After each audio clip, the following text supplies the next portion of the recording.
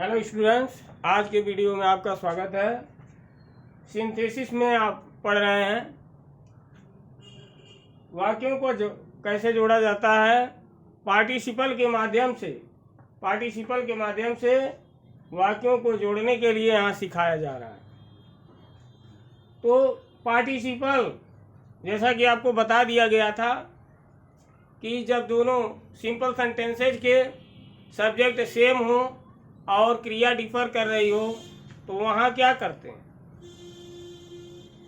वहाँ हम पार्टिसिपल का प्रयोग करके एक नया सिंपल सेंटेंस बनाते हैं। अब पार्टिसिपल में रह गई बात, कौन सी पार्टिसिपल का प्रयोग होना है। प्रेजेंट पार्टिसिपल है, पास्ट पार्टिसिपल है, परफेक्ट पार्टिसिपल है। ये तीनों पार्टिसिपल हैं, प्रेजेंट, पास्ट और परफेक्ट। अब इनके अलग अलग आपको बताए जाएंगे, अलग अलग पहचान इनका बताया जाएगा, कैसे इनका प्रयोग होता है और कब होता है। तो प्रेजेंट पार्टिसिपल का प्रयोग बता दिया गया था कि जब कर्ता किसी कार्य को करने के तुरंत बाद उसी स्थान पर दूसरा कार्य प्रारंभ करता है तो वहां हम प्रेजेंट पार्टिसिपल का प्रयोग करेंगे। तो इसका कुछ उदाहरण भी आपको दिया गया था। जैसे उदाहरण में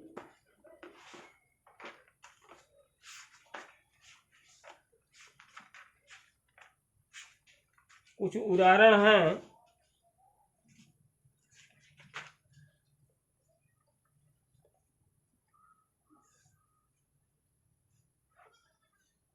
The thief heard the news, he ran away.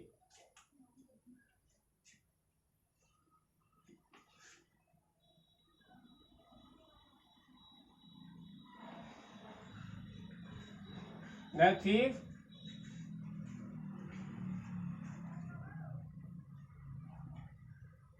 heard the news,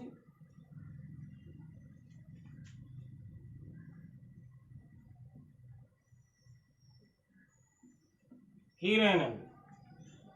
यहाँ आप देख रहे हैं the thief heard the news, चोर ने समाचार सुना, वह भाग गया। यहाँ न्यूज नहीं बल्कि नॉइज हो जाएगा।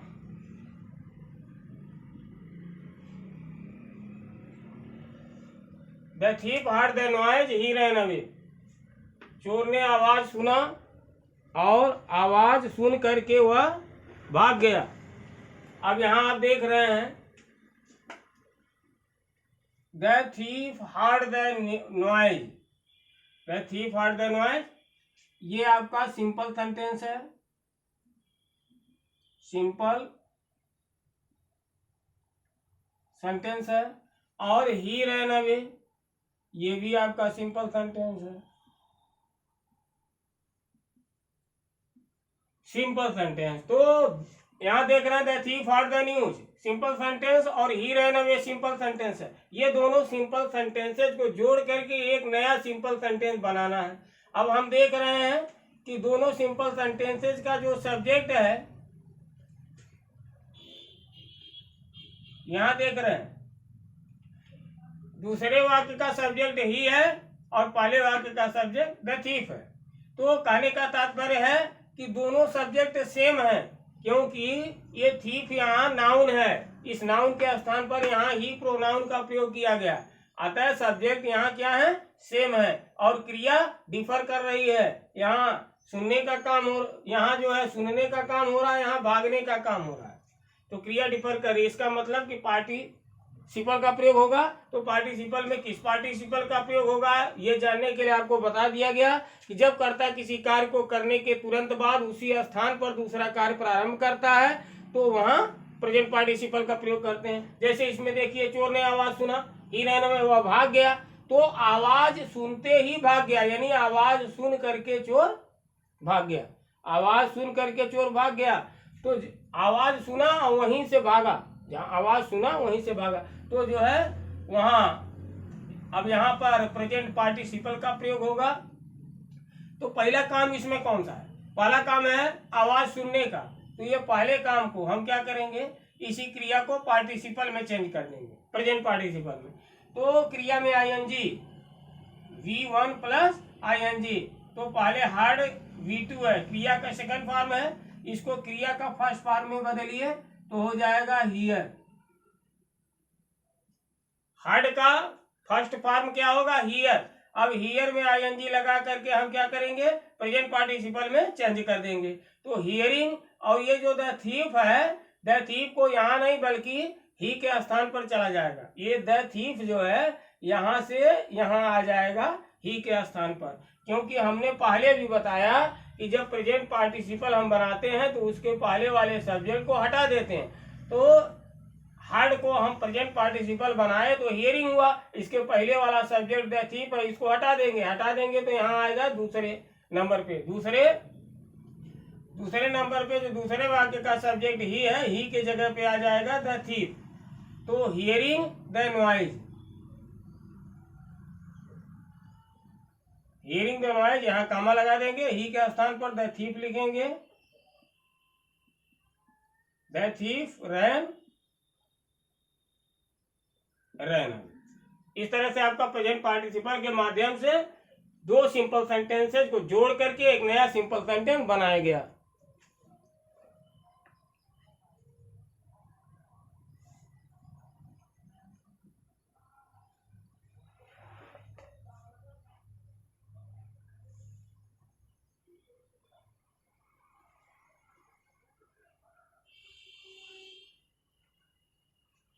तो इस तरह से दूसरा सेंटेंस भी आप देख सकते हैं एग्जाम्पल के रूप में। दूसरा देखेंगे,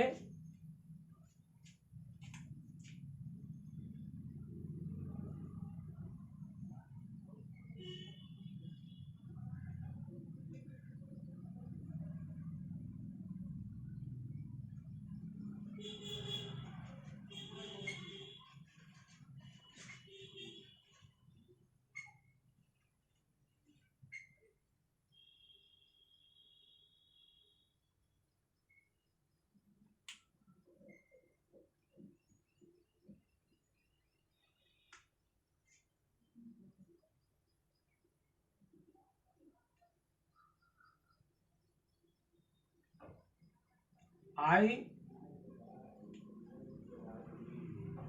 took out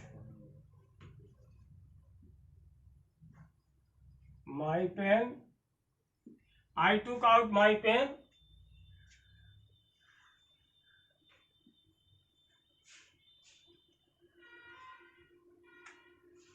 I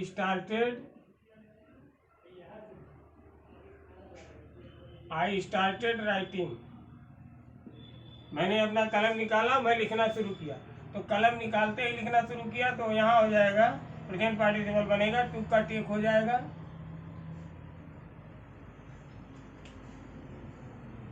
टुक का यहाँ टेक हो जाएगा। अब आईएनजी लगाएंगे लास्ट में, ई हट जाएगा।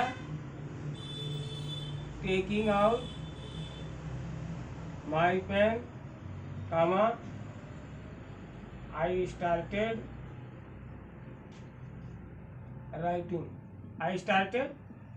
राइटिंग।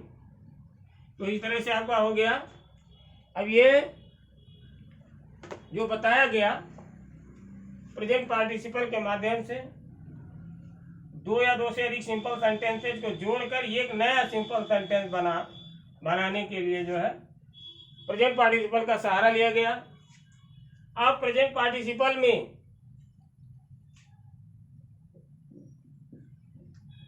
सेकंड टाइप का, अभी तक फर्स्ट टाइप आपको बताया गया, तो प्रेजेंट पार्टिसिपल में सेकंड टाइप के कुछ उदाहरण हैं, जैसे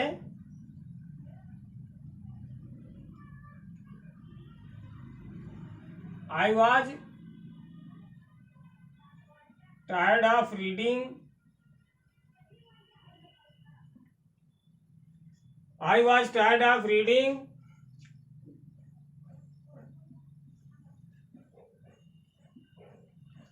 I lay down to take rest. I lay down to take rest. यहाँ आप देख रहे हैं सेकंड टाइप वाले में I was tired of reading, मैं पढ़ते पढ़ते थका हुआ था, पढ़कर थका हुआ था। आई lay down to take rest, मैं आराम करने के लिए लेट गया। अब यहाँ आप देख रहे हैं, यहाँ भी सब्जेक्ट क्या है, सेम है, क्रिया डिफर कर रही है, थकने का काम और यहाँ लेटने का काम। तो पहला काम कौन सा हुआ, थकने का, ये पहला काम हुआ है। चलो पार्टिसिपल का प्रयोग होगा। पार्टिसिपल में किस पार्टिसिपल का, प्रेजेंट पार्टिसिपल का प्रयोग होगा, क्योंकि मैं थका हुआ था और मैं लेट गया, आराम करने के लिए मैं लेट गया। यहाँ कह रहा है कि मैं पढ़कर थका हुआ, पढ़ते पढ़ते थक गया था और मैं आराम करने के लिए लेट गया। तो ये जहाँ थका वहीं लेट गया, तो यानी स्थान परिवर्तन नहीं है। यहाँ दिखा रहा साहब जो है कि कर्ता किसी कार्य को करने के तुरंत बाद उसी स्थान पर काम कर रहा है, तो प्रेजेंट पार्टिसिपल का प्रयोग होगा। अब रही बात पहले वाली क्रिया को, पहले वाली क्रिया को हम क्या करेंगे, प्रेजेंट पार्टिसिपल में बदलेंगे। अभी इसमें क्रिया क्या है, वाज क्रिया है। इसमें वाज क्या है, इसमें वाज क्रिया है। अब इसमें आईएनजी लगाना है, V1 प्लस आईएनजी, ये जो प्रेजेंट पार्टिसिपल बनता है इसी से बनता है V1 plus ING, V1 plus ING इसी से बनेगा। तो अब वाज में आईएनजी लगाएंगे नहीं, वाज में आईएनजी लगेगा नहीं। ये जो is am are was were, ये जो होते हैं is am are, present tense में इज एम आर होता है, पास्ट टेंस में वाज वर। ये जो is am are was were होते हैं, ये किस में होते हैं, बी फॉर्म में होते हैं। किस में होते हैं, बी फॉर्म में। आपको बता दे रहे हैं कि बी फॉर्म में जो है is am are was were, ये सब बी फॉर्म में होते हैं। तो अब इसमें तो आईएनजी लगेगा नहीं, is am are was were में, तो यहाँ बी, ये जो फॉर्म इनका होता है बी होता है। अब बी में आप आईएनजी लगा सकते हैं। बीइंग प्रेजेंट पार्टिसिपल बन रहा है, इसको पहले वाला सब्जेक्ट हटा करके यहाँ मान्यता दिया जाएगा, यहाँ जो आई है वही लिखा जाएगा, यहाँ से हटा दिया जाएगा, क्योंकि दोनों सेम है, कॉमन ले लिया जाएगा तो एक ही बार आई लिखेंगे। तो यहाँ देख रहे हैं वाज के जगह पर बीइंग क्यों आया, क्योंकि is am are was were ये बी फॉर्म में आते हैं। तो बी फॉर्म में बी फर्स्ट फॉर्म है, तो इसमें आईएनजी जोड़ेंगे तो बीइंग हो जाएगा। Being tired of reading, being tired of reading comma I lay down to take rest, I lay down to take rest. आप देख रहे हैं इस तरह से बन गया। तो अब बीइंग का अर्थात, बीइंग का अर्थ क्या होता है, इसको थोड़ा जान लीजिए। बीइंग का अर्थ होता है के कारण, के कारण। बीइंग टायर्ड ऑफ रीडिंग, पढ़ करके थके होने के कारण मैं जो है आराम करने के लिए लेट गया। तो ये आपका प्रेजेंट पार्टिसिपल से दो सिंपल सेंटेंस को जोड़ करके एक नया सिंपल सेंटेंस बना दिया गया है। इसके बाद थर्ड टाइप में इसमें देखेंगे आप,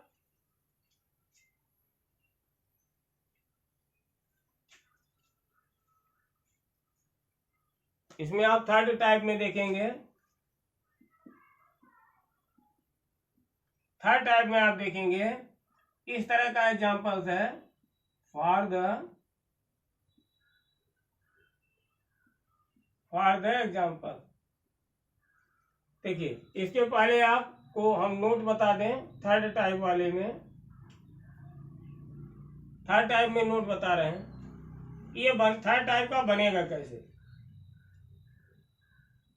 जब दूसरे वाक्य का संबंध, जब दूसरे वाक्य का, जब दूसरे वाक्य के, जब दूसरे वाक्य के सब्जेक्ट का संबंध, सब्जेक्ट का संबंध, जब दूसरे वाक्य के सब्जेक्ट का संबंध पहले वाक्य के ऑब्जेक्ट से हो। जब दूसरे वाक्य के सब्जेक्ट का संबंध पहले वाक्य के ऑब्जेक्ट से हो। जब दूसरे वाक्य के सब्जेक्ट का संबंध पहले वाक्य के ऑब्जेक्ट से हो तो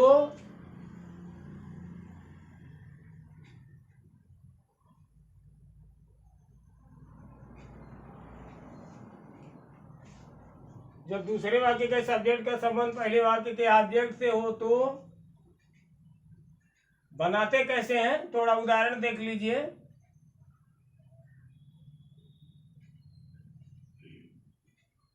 आई सा रमेश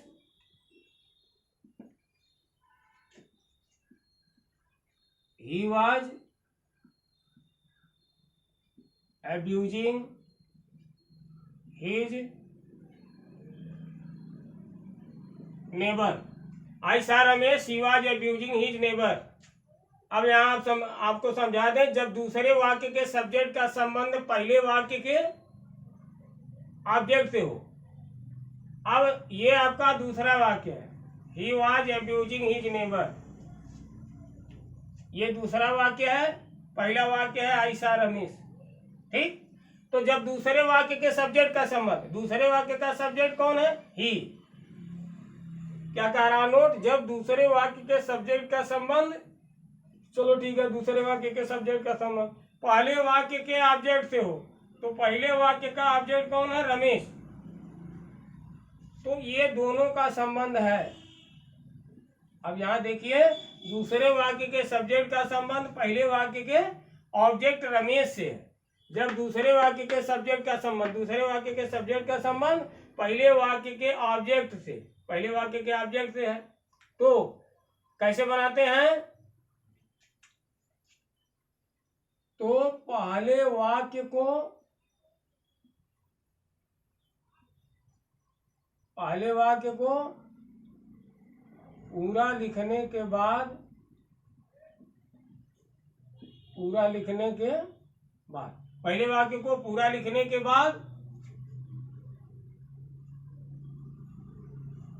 दूसरे वाक्य के सब्जेक्ट तथा हेल्पिंग वर्ब को हटा देते हैं। तत्पश्चात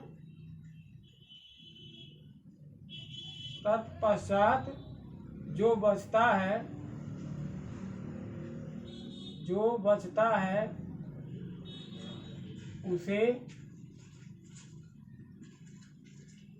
उसे लिख लेते हैं। जब दूसरे वाक्य के सब्जेक्ट का संबंध पहले वाक्य के ऑब्जेक्ट से हो तो वाक्य को पूरा लिखने के बाद, आपको बताया गया, जब दूसरे वाक्य के सब्जेक्ट का संबंध पहले वाक्य के ऑब्जेक्ट से हो तो क्या करते हैं, पहले वाक्य को पूरी तरह लिख लेते हैं। उसके बाद सेकंड वाक्य जो आता है उसके सब्जेक्ट और हेल्पिंग वर्ब को हटा देते हैं, जो बचता है उसे लिख लेते हैं। तो आपका सिंपल सेंटेंस बनकर तैयार हो जाता है, एक नया सिंपल सेंटेंस का निर्माण हो जाता है प्रेजेंट पार्टिसिपल के माध्यम से। तो यहाँ भी वही है, जब दूसरे वाक्य के सब्जेक्ट का संबंध पहले वाक्य के ऑब्जेक्ट से हो तो देख रहे हैं दूसरे वाक्य के सब्जेक्ट का संबंध ही का सब्जेक्ट, दूसरे वाक्य के सब्जेक्ट ही का संबंध पहले वाक्य के ऑब्जेक्ट रमेश से है। कैसे है, मैंने रमेश को देखा, वह अपने पड़ोसी को गाली दे रहा। मैंने रमेश को देखा, वह अपने पड़ोसी को गाली दे रहा था। वह मतलब कौन, रमेश। तो दूसरे वाक्य के सब्जेक्ट का संबंध पहले वाक्य के ऑब्जेक्ट से है। तो ऐसी स्थिति में जब हम बनाएंगे तो क्या करेंगे, पहले सेंटेंस को लिख लेंगे, आई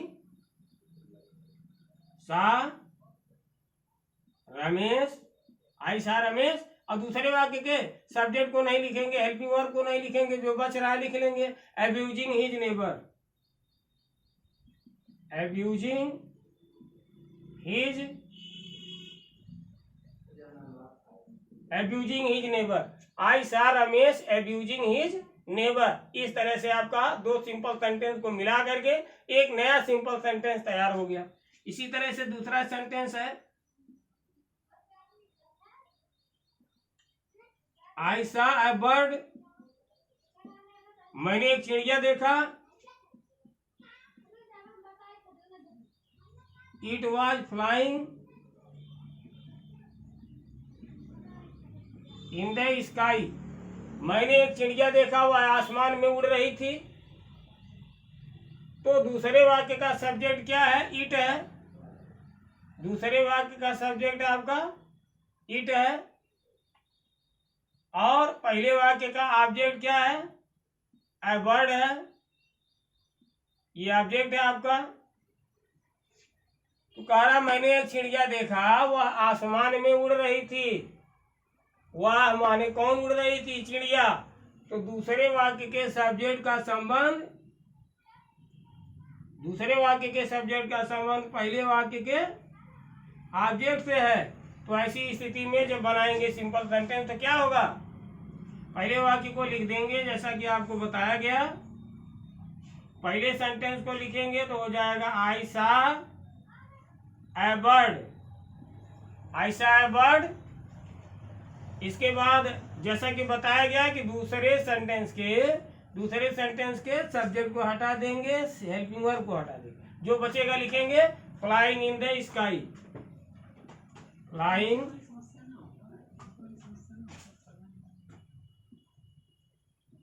फ्लाइंग इन द स्काई। तो अब बन गया आपका I saw a bird flying in the sky, मैंने एक चिड़िया को आकाश में उड़ते हुए देखा। तो इस तरह से आपका बन गया।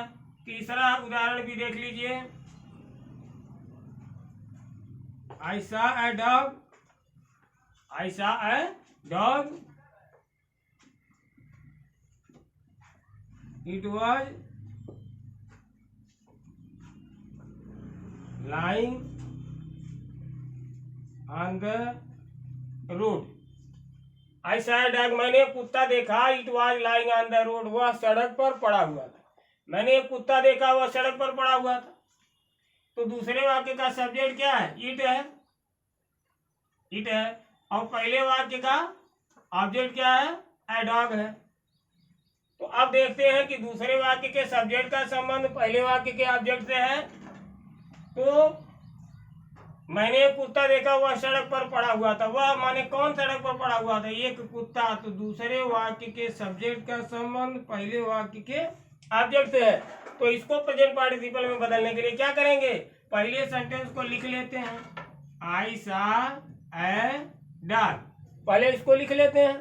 अब इसको लिखने के बाद हम क्या करते हैं? दूसरे वाक्य के सब्जेक्ट को हटा देते हैं, हेल्पिंग वर्ब को हटा देते हैं। बाकी जो बचता है उसको यहाँ लिख लेंगे लाइंग ऑन द रोड। तो ये थर्ड टाइप का भी आपके समझ में आ गया होगा किस तरह से प्रेजेंट पार्टिसिपल में चेंज किया जाता है। तो इस तरह से आपका जो है प्रेजेंट पार्टिसिपल के तीनों टाइप्स आपको समझा दिए गए हैं। इसके बाद जो है पास्ट पार्टिसिपल है।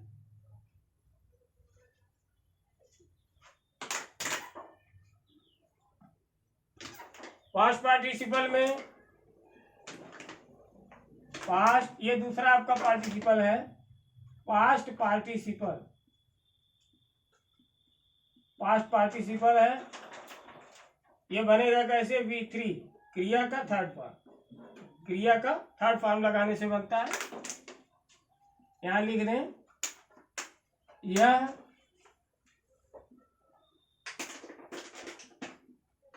एडजेक्टिव की तरह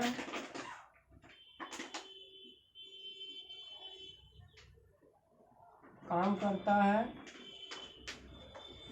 यह एडजेक्टिव की तरह काम करता है। जैसे में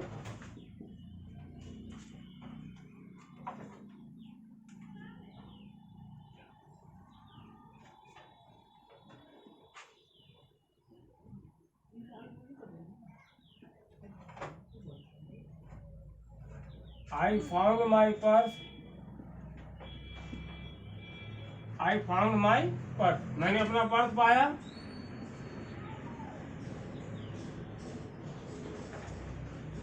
इट वॉज लॉस्ट, वह खोया हुआ था। मैंने अपना पर्स पाया, वो खोया हुआ था। तो यहाँ खोया हुआ था ये एडजेक्टिव की तरह काम कर रहा है, एडजेक्टिव की तरह काम कर रहा है। तो क्या खोया हुआ था? पर्स। तो खोया हुआ पर्स, तो खोया हुआ पर्स हो जाएगा। तो पर्स चूंकि नाउन है, तो जैसा कि आप जानते हैं कि एडजेक्टिव जिस नाउन को या प्रोनाउन को क्वालिफाई करता है, एडजेक्टिव जिस नाउन या प्रोनाउन को क्वालिफाई करता है उसके पहले आता है। तो एडजेक्टिव नाउन को क्वालिफाई कर रहा, पर्स को। खोया हुआ, क्या खोया हुआ? पर्स। तो यहाँ आ जाएगा एडजेक्टिव, ये लॉस्ट यहाँ चला जाएगा और इट वाज यहाँ से हट जाएगा। तो बन जाएगा, देखिए बहुत ही आसान तरीके से बन रहा है। I found my purse, I found my purse. तो यही आपको यहाँ क्या करना है? यहाँ लॉस्ट लिखना है, माई लॉस्ट, माई लॉस्ट पर्स। तो ये समझ में आ गया होगा आपके। आई फाउंड माई पर्स, मैंने अपना पर्स पाया। इट वाज लॉस्ट, वो खोया हुआ था। I found my lost purse, मैंने अपना खोया हुआ पर्स पाया। इस तरह से एक उदाहरण और आपको दे दें। I saw a chair, it was broken, मैंने कुर्सी देखा। इट वाज ब्रोकन, वह टूटी हुई थी। मैंने कुर्सी देखा, वह टूटी हुई थी। तो कुर्सी कैसी थी? टूटी हुई थी। यहाँ से सब्जेक्ट हेल्पिंग वर्ब हट जाएगा। ब्रोकन, क्या ब्रोकन? चेयर एडजेक्टिव का काम कर रहा है। टूटा हुआ एडजेक्टिव किसको क्वालिफाई कर रहा है? नाउन को। नाउन को क्वालिफाई कर रहा, तो एडजेक्टिव ये पहले आ जाएगा, ब्रोकन। तो यहाँ क्या बन जाएगा? I saw a broken, I saw a broken chair, I saw a broken chair. इस तरह से प्रेजेंट पार्टिसिपल, पास्ट पार्टिसिपल आपको बता दिया गया है। अब परफेक्ट पार्टिसिपल के माध्यम से आपको जो है, परफेक्ट पार्टिसिपल के माध्यम से सिंपल सेंटेंसेस को जोड़कर एक नया सिंपल सेंटेंस बनाना सिखाया जाएगा। अब आज के लिए सिर्फ इतना ही। धन्यवाद, फिर मिलेंगे कल।